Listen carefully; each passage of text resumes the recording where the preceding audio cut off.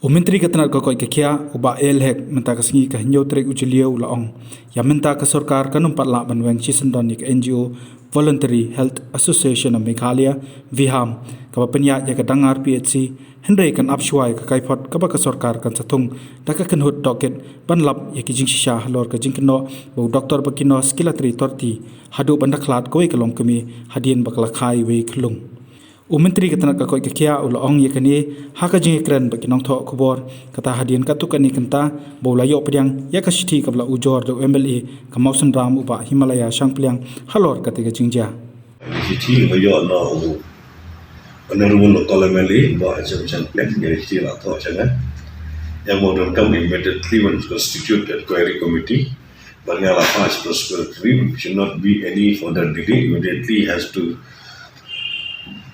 have inquiry. Bagaimana enggak inquiry yang orang tadi kerja. Yang kata tinggal nampak pui kumpulan report, mendan manbangi dan dona di doktor.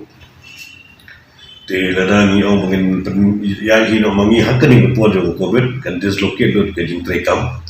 Tambah ladang kanu kejing trek bolong torti kumpulan orang harus citi. Di kata ke government kena yang bolong kam. Henry bolong bersio orang mendan nang ni hi bolong kejing torti kejing bakla. Yang kena menjadi doktor ni menjadi nurse yang kata kepada penongkat kepada dia ya lah report. Maka tu report ini masuk ke si jangan. Mentang tiga sen ke boleh topik barang yo kemudian report. Di ini dapat juga report konggulo dengan sepakat berganeka. Kerja bakla kemudian ada berdua no yang sembrio. Yang tu nak jingli. Lu wasani orang memang membiang cek baru aja kami ngambil busuk.